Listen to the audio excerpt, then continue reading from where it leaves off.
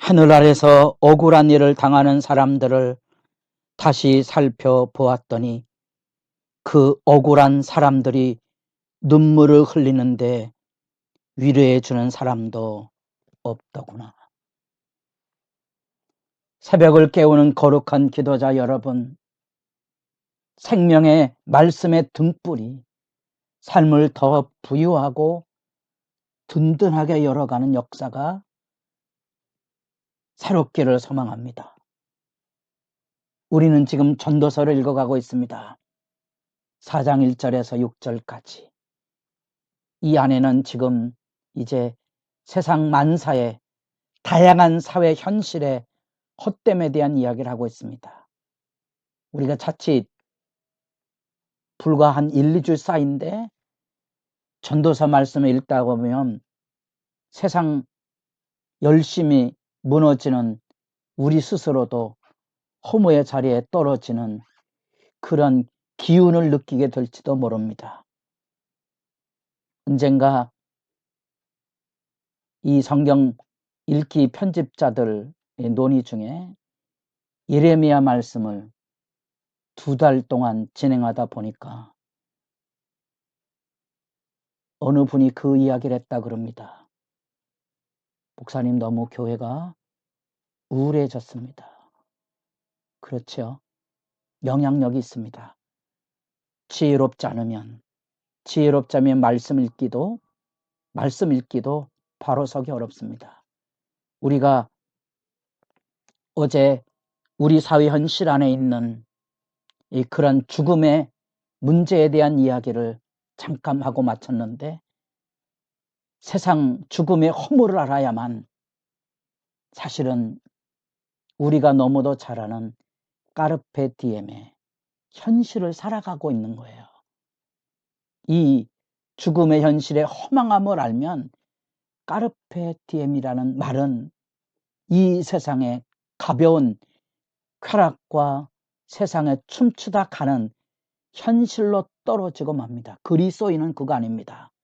그리스도인은 십자가 신앙입니다. 십자가 신앙의 핵심은 메멘토 모리, 죽음을 기억하고 사는 겁니다. 여러분, 성도의 죽음이 귀중하다는 것을 알지 못하게 되면 내 인생의 마지막에 나를 마중 나온 예수를 만나는 설레는 기대감이 없이는 오늘의 현실의 불의와 모순을 감당하기 어려운 겁니다. 많은 사람들이 전도서를 경홀히 여기는데 전도서를 제대로 이해하지 못하면 진정한 탄식을 배우지 못하고, 진정한 탄식을 배우지 못하게 되면 아파하는 사람들을 위로할 길이 없다는 겁니다. 4장 1절에 내가 해 아래서 행하는 모든 학대를 살펴보았노라. 학대가 뭡니까? 억울한 일 아닙니까? 사현실 앞에 그 억울한 일을 당할 때 통곡스러운 일은 이 학대하는 자, 사람들에게 권력을 휘두르는 억압하는 자들의 권세가 크다는 사실입니다. 우리가 정치 현실에서 무슨 정의가 있습니까? 무슨 정의가 있습니까? 여러분은 정의가 있다고 봅니까? 어느 한편엔 억울할 길이 당할 수밖에 없는 거지요. 요즘 사회의 장투로 인하여서 이 우리 사회 안에 갈등으로 인한 막대한 경제적인 손실과 관계의 상실의 아픔을 계량화할 수 있겠습니까? 그래서 노동투쟁을 통하여 뭘 얻습니까? 누가 유익을 얻습니까? 얼마나 많은 사람들이 희생을 당하는, 너무 추상적인 바람잡는 얘기를 제가 했던가요? 여러분 현실 어떻습니까? 한때 우리 사회에 미투 운동이라는 것이 일어났습니다. 민주화 운동을 하는 사람들 속에 성적 추행들이 일상화되어 있었다는 사실. 이 문학계 안에 시를 쓴다는 사람들이 예술이 가지고 있는 기본적인 그 바탕이 뭔고 하니 사회 현실에 대한 절망과 절규의 뿌리를 내리거든요. 모든 예술은 그저 평범한 일상의 삶의 이야기가 아닙니다. 그러다 보니 예술가들의 삶의 일상 안에 일상적인 사람이 경험하지 못하는 일탈들이 많이 일어납니다. 그것은 성적인 생활에서도 많이 마찬가지입니다. 그래서 악의 힘의 지배가 커지고 그래서 학대받습니다. 이런 것들이 이제 이 사회에 모순으로 가득 찬 현실을 놓게 됩니다. 우리는 동성애라는 사회 현실, 세계적인 풍조 앞에 인권이란 이름으로 막아내기 어려운 현실을 저희가 마주대야 합니다만 그 밑바닥 속에 만연되는 그 후유증, 그 가운데도 중요한 질병으로 에이즈와 같은 질병 전염에 대해서 손 놓고 있습니다. 누가 책임집니까? 치료비는 누가 됩니까? 힘의 지배 아래 그 어떤 것이든지 그 안에는 수없는 희생을 강요하고 있는 부분이 있다는 사실입니다.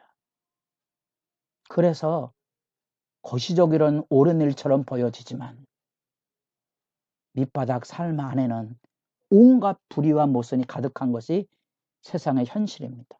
그래서서 곳곳에서 이렇게 무너지는 거죠. 그 안에 탄식과 상실 때문에 사람들이 냉소를 배웁니다. 냉소, 마음과 마음이 따뜻이 이어지지 못하는 조롱과 멸시, 쓰리쓴 악에 쓰레기를 쏟아넣는 일들을 우리가 행하고 있다는 사실입니다. 아픈 부분입니다. 자연이 누구에게 화살이 날아가죠? 신이 있는가? 신이 있다면 그것이 옳은 일인가 하는 것에 대한 의문책입니다. 그래서 이 해아래 행하는 모든 일의 학대 속에서 사는 자나 죽는 자나 짐승처럼 죽더라 이렇게 절규하는 것처럼 사장에는 차라리 죽는 게 낫겠다 하는 절규의 모순이 그것에 나타나고 있다는 사실입니다. 차라리 태어나지 않는 사람이 낫다고. 여러분이 잘 아는 것처럼 이 허무와 죽음을 찬양했던 쇼펜하우어도 장수했다는 역사를 들으면 아마 쓴웃음이 날 겁니다. 이건 성경에 전통하고 배치되는 이야기죠. 제가 이것에 바람을 빼는 거라 그랬습니다. 그만큼 우리의 현실 앞에는 차라리 죽는 게 낫다고 느낄 만큼의 고통과 아픔들이 우리에게 쏟아져 들어옵니다. 일상 안에 그것을 느끼든 못 느끼든 현실 앞에 있습니다. 그래서 누구 탓하려고 합니까? 하나님이 계시냐고 묻습니까? 아니면 현실적인 도피, 마약이나 방탕으로 또는 교회를 떠남으로 나타난 도피나 세상의 쓴소리나 뱉어내는 냉소로 여러분의 삶을 마감하려고 합니까? 전도서가 말하고 있는 얘기는 제가 뜸들이는 거라 그랬습니다. 그런 현실에 무너져서 사실은 하나님이 계신가에 대한 하나님을 찾는 탄식 기도로 나아가서야 하는 거죠. 왜? 그 만남이 없이는 신앙의 진실을 보증하기 어려운 겁니다. 만약에 우리가 하나님의 이 절망 안에 은혜와 사랑을 경험하지 못하면 여러분들은 그 누군가를 안아주지 못하는